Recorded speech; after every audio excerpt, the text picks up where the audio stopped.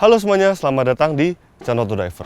Setelah mereview Toyota Hilux dan juga Mitsubishi Triton, ada satu lagi model double cabin yang sebenarnya begitu melegenda Indonesia. Ini dia Ford Ranger, salah satu pencetus model double cabin di tanah air.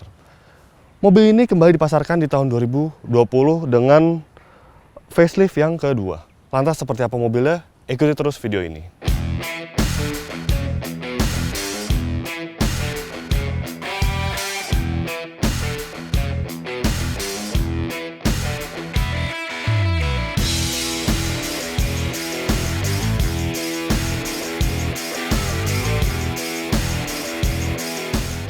Jika Anda ingat tentang cerita Ford di Indonesia, memang sebenarnya model Ford itu sudah tidak dipasarkan di tanah air sejak tahun 2016.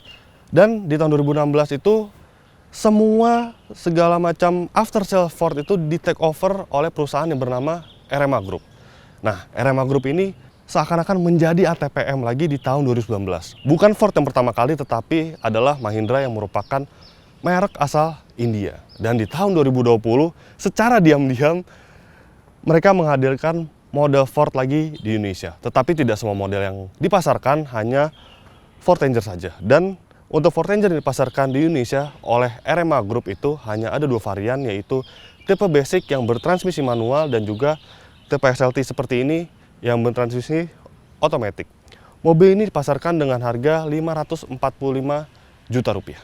Kenapa Ford Ranger begitu melegenda di Indonesia? Memang Ford Ranger itu pertama kali hadir di tahun 2002 sebagai pencetus model double cabin. Sebelumnya itu memang pickup yang hadir di Indonesia itu memang sifatnya lebih ke arah komersial, yang untuk benar-benar yang mengangkut barang misalkan. Dan di tahun 2002 Ford menghadirkan Ranger dengan dua varian, yaitu single cabin dan juga double cabin. Dan double cabin di saat itu seakan merubah image mobil pickup menjadi mobil yang lebih mewah justru dibandingkan mobil pickup biasa. Dan berlanjut sampai tahun 2016 sampai berhenti produksi, dan di tahun 2020 kembali lagi dijual Ford Ranger yang begitu melegenda di tanah air seperti ini. Dan ini untuk bagian depannya, memang Ford adalah salah satu pemain di kelas pickup yang cukup besar, apalagi untuk pasar Amerika Serikat. Banyak sekali model yang dipasarkan, dan tidak hanya model-model double cabin saja, tetapi pickup yang berukuran besar dan cukup terkenal, dan kesannya adalah sebuah pickup yang maskulin. Dan kesan maskulin itu juga tidak berkurang di model double cabin yang dipasarkan di Asia Tenggara ini. Dia desainnya maskulin, atletis, bahkan menurut kami model ini adalah terganteng yang ada di kelasnya. Dan Ranger yang ini adalah Ranger T6 yang mengalami facelift kedua. Perubahannya ada di bagian grillnya dibandingkan versi sebelum facelift, dia grill kini lebih tegas. Lalu juga desain bumper ini mengalami perubahan. Lantas untuk lampu utamanya ini dia menggunakan proyektor, tetapi sayang sekali dia belum dilengkapi dengan LED ataupun xenon. Dia masih dilengkapi dengan bohlam halogen biasa. Sekarang kita lihat mesinnya. Nah, Ford Ranger ini sudah dilengkapi dengan komponen pegas, jadi membuka kap mesinnya lebih mudah layaknya mobil Eropa. Untuk spesifikasi mesinnya sendiri, dia dilengkapi dengan mesin diesel Duratorq 2200 cc 4 silinder yang mampu menghasilkan tenaga 157 horsepower serta torsi 385 Nm. Mesin ini lantas berpadu dengan transmisi otomatis 6 percepatan dan mengalirkan seluruh tenaganya ke 4 roda. Jika melihat kubikasi mesin ini, Ford Ranger memiliki kapasitas mesin yang paling kecil dibandingkan para rival-rivalnya.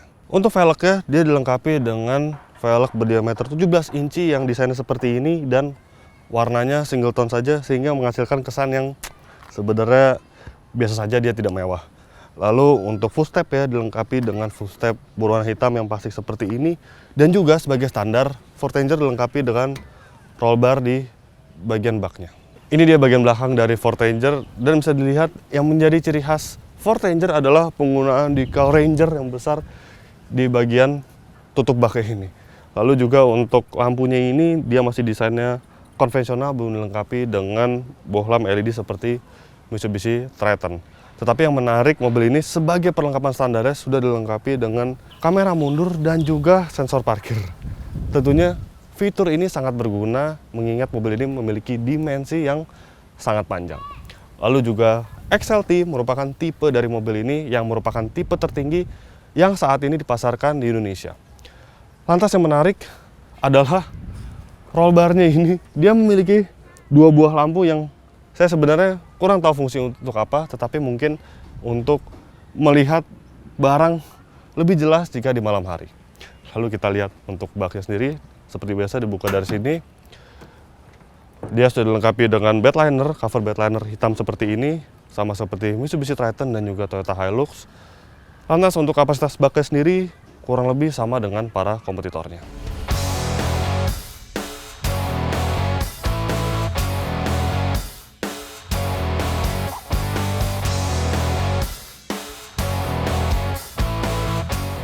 Pertama kali saya masuk ke kabin dari Ford Ranger ini, kesannya itu sangat elegan dan juga mewah. Memang secara material bisa dilihat dia belum dilengkapi dengan soft touch, lalu juga joknya ini dia materialnya bukan kulit, tetapi desainnya menurut saya yang paling elegan dibandingkan para rivalnya. Apalagi desain dari dashboard ini berpadu dengan sistem instrumen cluster yang cukup canggih.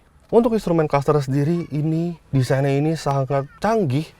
Dia terdapat sebuah dial speedometer di tengah dan juga dua buah layar kecil di bagian kiri dan kanan dari speedometer itu sendiri. Yang bagian kiri itu adalah untuk menampilkan informasi dari sistem entertainment-nya, dan untuk bagian kanan adalah yang menampilkan MID atau Multi Information Display dari mobil ini. Ada beberapa informasi yang ditampilkan di MID-nya ini seperti average speed, lalu juga speed rata-rata berkendara, lalu juga konsumsi BBM, dan masih banyak lagi yang ditampilkan lewat sistem instrumen clusternya ini. Dan untuk bagian bawahnya ini adalah indikator dari transmisi yang Anda gunakan saat ini. Jadi secara keseluruhan perpaduan antara desain dashboard, desain instrumen cluster, dan juga head unit yang terintegrasi seperti ini menghasilkan kesan mewah ketika berkendara menggunakan Ford Ranger ini. Dan kita lihat untuk head unitnya ini, dia juga sangat lengkap. Fiturnya ada konektivitas Bluetooth, lalu juga Apple CarPlay dan juga Android Auto. Mungkin ini adalah satu-satunya double cabin yang dilengkapi dengan fitur tersebut saat ini di Indonesia. Lalu juga ada fitur climate atau pengatur AC. Jadi pengatur AC ini selain dari tombol yang ada di bagian sini, dia juga bisa diatur dari layar head unitnya. Nah, ada satu fitur menarik di mobil ini adalah valet mode. Jadi mungkin jika Anda berkendara dengan mobil ini, menggunakannya ke restoran atau hotel-hotel mewah dan menggunakan jasa valet, Anda bisa memasukkan valet mode seperti ini. Nah, gunanya adalah Anda memasukkan PIN, lalu jika mobil ini digunakan oleh valet dan valet tersebut harus memasukkan kode PIN itu ke head unitnya. Jika tidak memasukkan PIN tersebut atau salah memasukkan angka PIN, maka sistem infotainment ini tidak bisa digunakan sama sekali. Lalu juga di bagian sini terdapat beberapa slot USB untuk pengisian daya Anda. Terutama yang di bagian depan ini, selain dia untuk pengisian daya, dia juga berfungsi untuk konektivitas Apple CarPlay dan juga Android Auto. Lalu juga ada slot USB lagi di bagian sini, dan di bagian kiri ini adalah slot 12 volt. Lalu di sini terdapat 3 buah tombol. Yang tombol yang pertama di bagian kiri ini adalah traction control, lalu di bagian tengah adalah differential locker, dan yang terakhir adalah fitur yang sangat berguna ketika Anda di medan off-road, yakni hill descent control.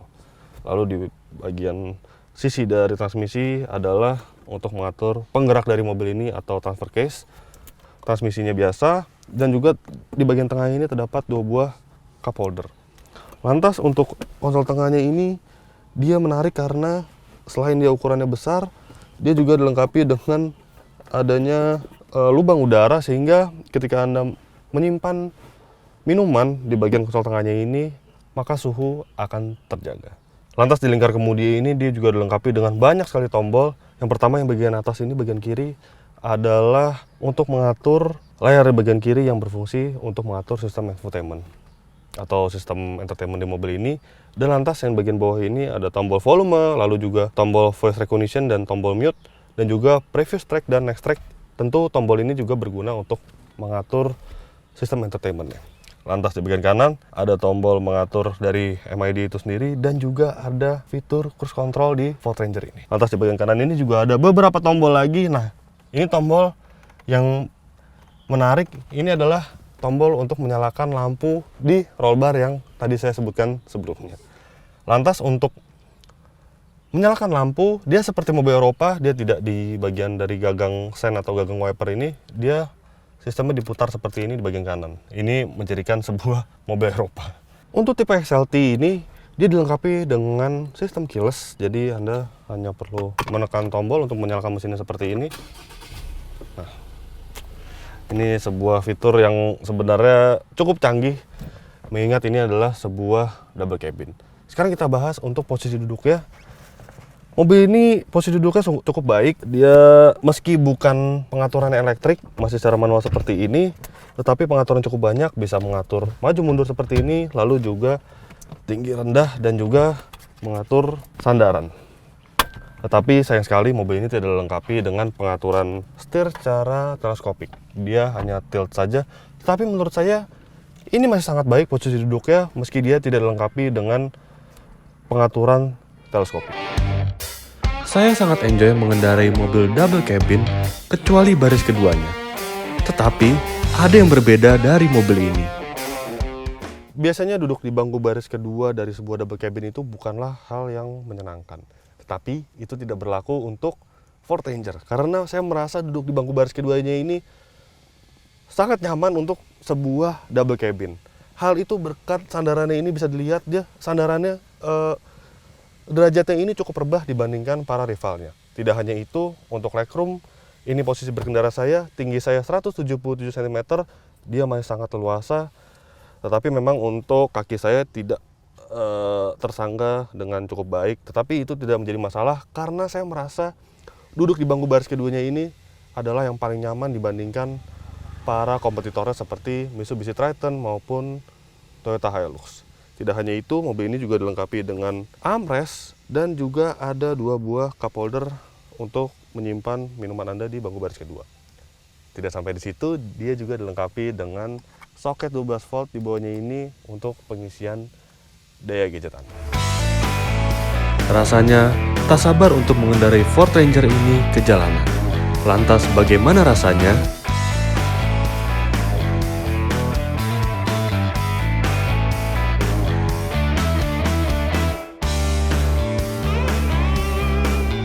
Berkendara dengan Ford Ranger itu memang selalu menyenangkan. Dia terutama di posisi duduknya ini saat berkendara, dia seperti saya sebutkan sebelumnya, memang dia belum dilengkapi dengan pengaturan jok elektrik dan belum dilengkapi dengan pengaturan setir secara teleskopik. Kalau untuk jok elektrik ini memang dia sedikit tertinggal dibandingkan rivalnya kayak Mitsubishi Triton dan juga Toyota Hilux. Tetapi menurut kami ini tidak menjadi masalah karena yang penting adalah hasilnya. Hasilnya dari posisi duduknya ini, meski dia belum teleskopik, tetapi untuk postur tubuh saya ini dia masih sangat baik. Dan untuk visibilitasnya dia juga tergolong baik, dia masih commanding sama seperti double cabin lainnya. Lalu juga untuk blind spot, dia memang ada sedikit blind spot, tetapi tidak yang sampai ke tahap mengganggu. Lalu yang saya sedikit kaget ketika pertama kali mencoba mobil ini adalah setirnya. Karena setirnya ini menurut saya, dia putaran setirnya itu sangat ringan. Bahkan biasanya memang SUV leather frame maupun double cabin itu memiliki putaran setir yang berat karena memang ciri khas ya sebuah leather frame, mobil leather frame. Tetapi di Ford Ranger ini dia sangat enteng putaran setirnya. Bahkan putaran setirnya ini mungkin sama seperti mobil-mobil city car. Ya, karena hal itu disebabkan oleh Ford Ranger ini dia dilengkapi dengan power steering yang diatur secara elektris bukan hidrolis. Memang itu menghasilkan putaran setir yang enteng, tetapi memang untuk jangka panjangnya banyak yang mengklaim bahwa power steering yang diatur secara elektris itu dia durabilitasnya tidak lebih baik dibandingkan power steering konvensional atau power steering yang diatur secara hidrolis. Tetapi tidak menjadi masalah, apalagi jika Anda menggunakan mobil ini di dalam kota, karena hal itu menjadi sangat menyenangkan. Mobil ini dimensinya sangat panjang, dan ketika Anda parkir misalkan menggunakan mobil ini, dia putaran setirnya enteng, jadi dia tidak membebani Anda ketika mobil ini Anda ajak berjalan-jalan di dalam kota saja. Sebuah double cabin biasanya memiliki karakter suspensi yang keras di bagian belakang. Namun, bagaimana dengan Ford Ranger ini? Oke, bandingan suspensi. Ford Ranger yang saya kendarai ini memang adalah versi facelift dari generasi T6 dan T7 yang meluncur pada tahun 2012. Pada saat meluncur, Ford Ranger memang dinilai memiliki bandingan suspensi yang salah satu yang ternyaman di kelas double cabin yang ada di Indonesia. Kecuali memang dengan Nissan Navara, karena Nissan Navara itu sudah dilengkapi dengan perkeong di bagian belakang. Tetapi memang untuk Ford Ranger ini dia untuk ukuran double cabin yang menggunakan pair down ini masih sangat nyaman. Memang dia masih ada sedikit gejala mengayun layaknya sebuah mobil dengan pair down, tetapi dia tidak sampai yang kerasnya itu mengganggu. Menurut saya ini jika digunakan di jalan raya seperti ini, melewati jalan bergelombang, melewati pos tidur, itu masih sangat nyaman untuk ukuran double cabin. Nah, rasanya tidak afdol jika hanya menggunakan mobil ini di jalan raya. Karena mobil ini adalah sebuah mobil yang berpenggerak 4-wheel drive, maka saya akan membawa mobil ini ke habitat aslinya, yaitu medan off-road.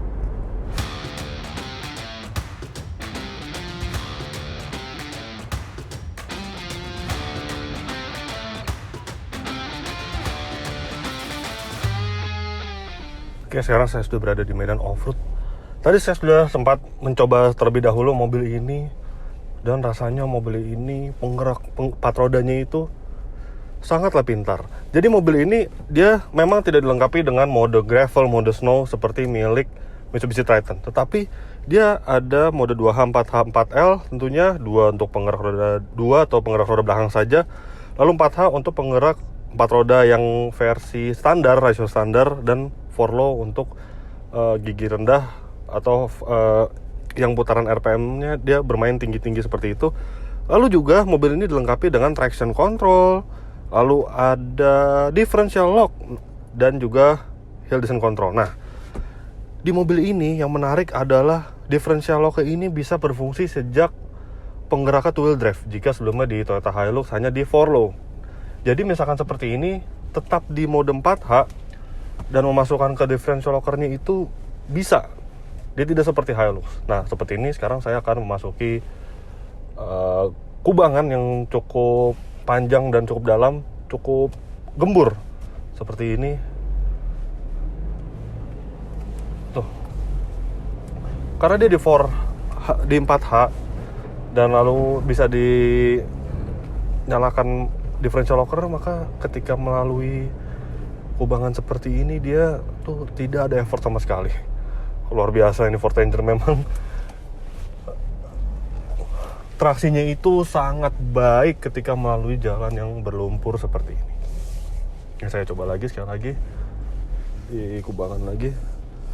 Saya hanya di putaran RPM rendah itu, wow, traksinya luar biasa sekali. Ini sepertinya tidak hanya penggerak 4 rodanya, tetapi differential lockernya ini bekerja dengan sangat baik.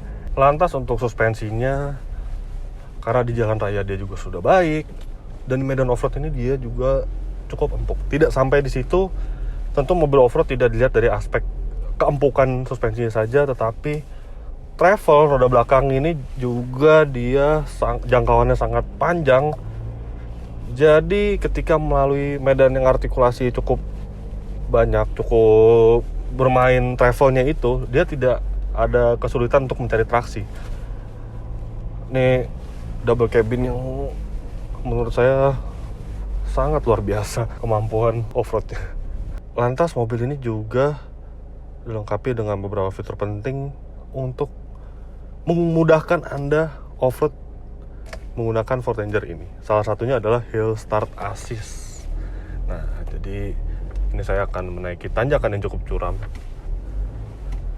Nah, ini saya hanya, misalkan saya berhenti di tengah seperti ini, saya hanya butuh mengerem sekali. Nah, dia tidak akan bergerak kemana-mana sampai beberapa detik. Nah, dia akan mundur mungkin setelah 1 atau 2 detik saya melepas rem. Nah, jadi ketika saya akan berjalan seperti ini, Anda tidak perlu lagi memainkan handbrake atau menahan rem, mengimbangkan rem dengan gas. Jadi hanya perlu gas seperti ini. Nah, dia akan menanjak lagi. Tentu ini sangat memudahkan Anda. Ada satu lagi fitur yang berperan penting ketika Anda membawa mobil ini off-road. Mungkin fitur ini ada di Nissan Navara, lalu juga ada di Mitsubishi Triton, tetapi memang tidak ada di Toyota Hilux yang saya tes sebelumnya. Tetapi di mobil ini ada, yaitu Hill Descent Control. Nah, ini fitur sangat berguna terutama ketika Anda berjalan di turunan yang curam. Seperti ini saya tinggal mengaktifkan. Nah, Hill Descent Control ready. Saya hanya perlu mau gas sedikit. Nah, ini belum di turunan. Nah, ini turunan. Nah, saya tidak mengerem sama sekali nih. Seperti ini. Dia akan memperlambat laju mobil ini dengan sangat pintar. Ini suatu fitur yang sebenarnya sangat berguna terutama di mobil berpenggerak 4-wheel drive. Nah, sekarang saya berada di medan lumpur dan sedikit keluarnya itu ada cekungan seperti itu. Ini baru pertama kali saya nyangkut tapi masih menggunakan mode 4H seperti ini. Ini saya masukkan D, dia tidak bergerak sama sekali ya. Tuh, nyangkut. Oke, sekarang kita mundurkan.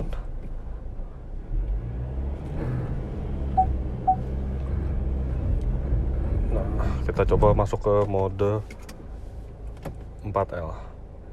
Ini harusnya traksinya dia lebih tinggi lagi, dia mampu mencengkram ban keempat dengan baik karena dia rasionya lebih tinggi, lebih rapat, jadi mainnya di RPM atas. Nah, kita coba apakah keluar. Wow, ini Ford Ranger kemampuan off-roadnya di atas rata-rata. Bahkan menurut saya Ford Ranger ini kemampuan off-roadnya ini lebih baik dibandingkan double cabin yang sudah saya coba seperti Toyota Hilux dan juga Mitsubishi Triton. Ini suatu pengalaman yang luar biasa. Off-road menggunakan Ford Ranger yang kembali lagi setelah 4 tahun tidak dipasarkan di Indonesia. Dan ada satu hal lagi yang saya suka dari mobil ini. Ketika Anda memindahkan mode dari 2H, 4H, 4L, lalu masukkan locker, itu dia tidak ada kendala sama sekali. Nah, kendala yang dimaksud adalah kemarin saya sempat mencoba Toyota Hilux. Memang dia penggeraknya mirip, ada locker, ada 2H, 4H, 4L, tetapi ketika memasukkan setiap kali mode berkendaranya, mode drivetrain-nya, itu terkadang suka dia tidak masuk ke mode itu. Jadi harus membalikan lagi lalu memasukkan ulang gitu. Secara berkali-kali baru dia bisa masuk ke mode 4H atau 4L. Di Ford Ranger ini dia cukup responsif untuk pengaturan drivetrain-nya ini. Saya sangat suka. Hal ini juga terjadi pada Mitsubishi Triton ketika saya mencoba itu dia tidak ada kendala di penggerak drivetrain-nya. Hanya Toyota Hilux yang kemarin saya coba, saya harus berulang kali memasukkan pilihan drivetrain-nya. Oke, sebagai kesimpulannya, mungkin mobil ini tenaga mesinnya bukan yang terbesar di kelasnya. Masih ada Nissan Navara dan juga Mitsubishi Triton. Tetapi menurut saya ini kemampuan off-roadnya itu sangat luar biasa. Dia penggerak 4-wheelnya itu mampu menggerakkan 4 roda dengan baik, dengan merata. Terlebih dia juga dilengkapi dengan fitur yang sangat lengkap seperti differential locker, traction control, dan juga hill descent control.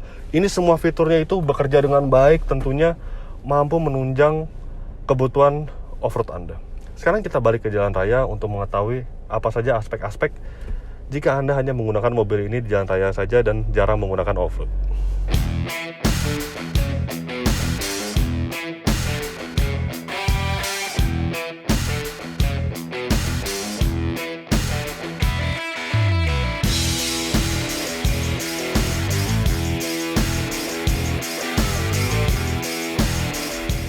Oke, sudah puas saya bermain tanah menggunakan Ford Ranger. Sudah mencoba berbagai aspek penting yang saat digunakan di jalan hancur, jalan off-road, jalan tanah. Sekarang saya akan kembali lagi ke jalan raya untuk mengetahui aspek-aspek yang jika Anda menggunakan mobil ini hanya di jalan raya saja. Yang pertama adalah konsumsi bahan bakar dari Ford Ranger. Berdasarkan hasil pengetesan kami untuk rute dalam kota dengan kecepatan rata-rata 22 km per jam, mobil ini masih sangat impresif dia mencatatkan hasil 12,5 km per liter, yang artinya salah satu double cabin yang memiliki konsumsi bahan bakar teririt di kelasnya untuk rute dalam kota. Tetapi ini yang sedikit menarik, untuk rute tol dengan kecepatan rata-rata 90 km per jam, dia selisihnya itu hanya beda tipis dengan rute dalam kota. Berdasarkan hasil pengetesan kami, Ford Ranger ini berhasil mencatatkan angka 13,7 km per liter. Memang, dia angkanya masih tergolong baik. Tetapi untuk rute tol dengan kecepatan tinggi, mobil ini bukan yang terbaik di kelasnya. Kami sudah melakukan tes akselerasi 0-100 km per jam. Angka yang dihasilkan adalah 12,6 detik. Well, memang bukan figur akselerasi yang terbaik di kelasnya. Secara tenaga, mobil ini memang lebih besar dibandingkan Toyota Hilux. Tetapi untuk torsinya, dia memang tidak lebih besar dibandingkan Toyota Hilux. Bahkan dibandingkan salah satu rivalnya yaitu Mitsubishi Triton, itu tenaga dan torsinya itu tertinggal cukup jauh. Tetapi saya saat menggunakan mobil ini untuk tes akselerasi, itu saya merasa transmisinya itu karakternya sedikit unik. Dia, misalkan ini saya lakukan akselerasi, dia itu RPM-nya menjaga terus di atas. Tetapi sebenarnya dia tenaganya itu ada di putaran bawah.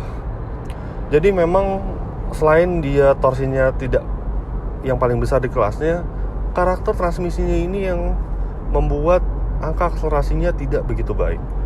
Tetapi jika Anda menggunakan mobil ini hanya di dalam kota, lalu juga tidak berakselerasi, tiap menggunakan mobil ini berakselerasi, tentu hal tersebut tidak menjadi masalah.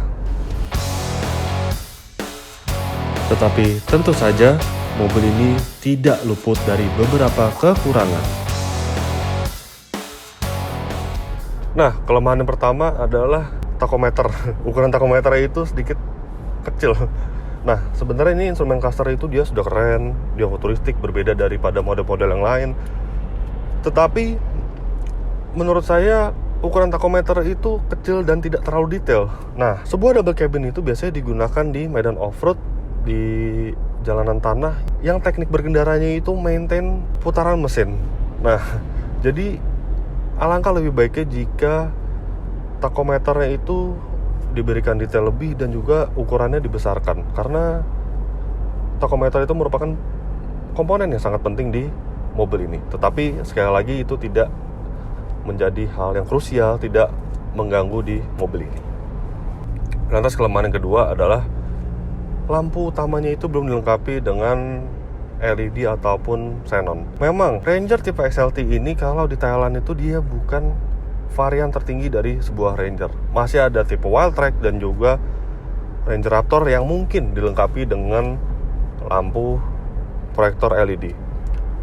Tetapi di Indonesia sendiri banyak sekali double cabin modern yang sudah dilengkapi fitur berlimpah dan pesaing-pesaingnya itu sudah dilengkapi dengan lampu LED. Nah, untuk Ford Ranger ini tipe XLT yang justru harganya paling mahal di kelasnya, mengapa belum dilengkapi dengan lampu LED dan masih dilengkapi dengan lampu halogen biasa? Yang terakhir adalah purna jual yang mungkin menjadi keraguan Anda jika Anda membeli Ford Ranger di tanah air. Memang saat ini mereka dipegang oleh RMA Group yang tadinya adalah spesialis pemegang after sales dari Ford setelah Ford Indonesia tutup di tahun 2016. Mereka kembali menghadirkan mobil Ford Ranger dan juga satu merek lagi yaitu Mahindra. Tetapi memang jika dibandingkan merek-merek lain, merek-merek yang menghadirkan double cabin lain, misalkan Toyota, Mitsubishi maupun Nissan, jaringan after sales dari Ford ini masih terbilang cukup dikit. Well, dengan kembalinya Ford Ranger Indonesia, maka pilihan double cabin di tanah air itu semakin beragam. Dan perlu diingat, Ford Ranger itu adalah salah satu pencetus double cabin modern yang ada di Indonesia. Lalu dia desainnya itu selalu menarik dari masa ke masa. Dia desain eksterior selalu atletis, selalu maskulin, dan menurut saya ini yang paling ganteng, paling ikonik di kelasnya. Lalu juga Untuk interiornya dia desainnya sangat mewah. Dia paling mewah di kelasnya menurut saya desainnya ini. Lalu juga untuk konsumsi bahan bakar dia masih sangat baik. Posisi duduk, posisi berkendara, rasa berkendara itu masih sangat menyenangkan. Tetapi memang ada beberapa kelemahan yang saya sebutkan juga sebelumnya, seperti purna jual dari mobil ini yang belum terlalu banyak dibandingkan para rival-rivalnya.